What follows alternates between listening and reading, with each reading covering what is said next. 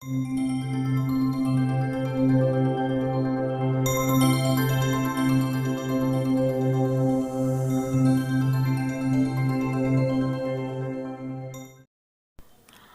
Friends, welcome back my kitchen. ഇന്നത്തെ നമ്മുടെ recipe വളരെ അടിപൊളിയായിട്ടുള്ളൊരു ഡ്രിങ്കാണ്. നിങ്ങൾക്ക് എല്ലാവർക്കും ഇഷ്ടപ്പെടും, എനിക്ക് ഉറപ്പുണ്ട്. ഇതിനായിട്ട് നമുക്കൊരു ഷുഗർ സിറപ്പാണ് ആദ്യമായിട്ട് തയ്യാറാക്കേണ്ടത്. ഇതിനായിട്ട് ഞാൻ 1/2 കപ്പ് പഞ്ചസാര 1/4 കപ്പ് വെള്ളത്തിലാണ് സിറപ്പാക്കുന്നത്. നിങ്ങൾക്ക് കൂടുതലായിട്ട് സിറപ്പ് വേണമെന്നുണ്ടെങ്കിൽ പഞ്ചസാരയുടെയും വെള്ളത്തിൻ്റെ അളവ് കൂട്ടി കൊടുത്താൽ മതി.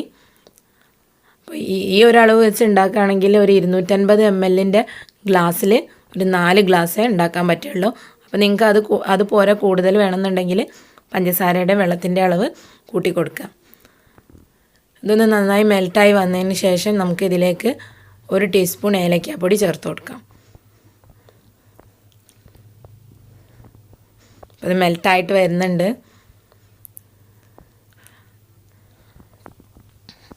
ഇനി നമുക്കിതിലേക്ക് 1 ടീസ്പൂൺ ഏലക്കാപ്പൊടി ചേർത്ത് കൊടുക്കാം. ഇതൊരു ഫ്ലേവറിന് വേണ്ടിയിട്ടാണ്. നിങ്ങൾക്ക് വേണ്ടെങ്കിലും ഇത് സ്കിപ്പ് ചെയ്യാവുന്നതാണ്. നന്നായി ഇളക്കി കൊടുക്കുക. ഇനി ഇതിലേക്ക് നമുക്ക് ഒരു 1/4 ടീസ്പൂൺ ബ്ലൂ കളറ് ചേർത്ത് കൊടുക്കാം. നമ്മുടെ കോളയ്ക്കൊരു കളറ് കിട്ടാൻ വേണ്ടിയിട്ടാണ് ഞാനിത് ചേർക്കുന്നത്. ഇനി ഇതൊന്ന് നന്നായി ഒന്ന് മിക്സ് ചെയ്ത് ഒരല്പം തിക്കായി വരുന്ന സമയത്ത് നമുക്ക് സിറപ്പ് വാങ്ങി വെക്കാം. അതിനുശേഷം ഇത് അരിച്ചിട്ട് നല്ലതുപോലെ തണുപ്പിച്ചെടുക്കണം. ഇതിപ്പോൾ ഏകദേശം കട്ടിയായി വന്നിട്ടുണ്ട്. ഇനി നമുക്ക് ഫ്ലെയിം ഓഫ് ചെയ്ത് ഇതിനെ ഒന്ന് തണുപ്പിച്ചെടുക്കാം. അപ്പോൾ ഞാൻ സിറപ്പൊക്കെ തണുപ്പിച്ചെടുത്തിട്ടുണ്ട്, അരിച്ചൊക്കെ ചെയ്തതാണ്. പിന്നെ ഇതിലേക്ക് ആവശ്യമുള്ളത് കുറച്ച് ഐസ് ക്യൂബ്സ്, പിന്നെ 2 ക്വാർട്ടർ ലെമൺ പീസസ് ആണ്. ഞാനൊരു വലിയ ലെമണിൻ്റെ ക്വാർട്ടറാണ് എടുത്തിട്ടുള്ളത്. പിന്നെ ഇതിലേക്ക് വേണ്ടത് സോഡയാണ്. പിന്നെ ഞാനിത് പ്രിപ്പയർ ചെയ്യാൻ വേണ്ടിയിട്ട് എടുത്തിട്ടുള്ളത് 250 ml ഗ്ലാസ്സാണ്.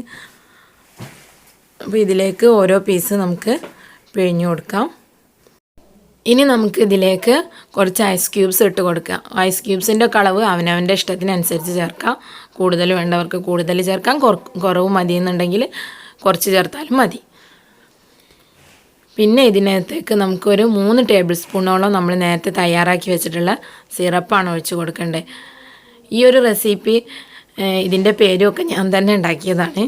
റെസിപ്പിയും എൻ്റെ ഒരു കണ്ടുപിടുത്തമാണെന്ന് വേണമെങ്കിൽ പറയാം.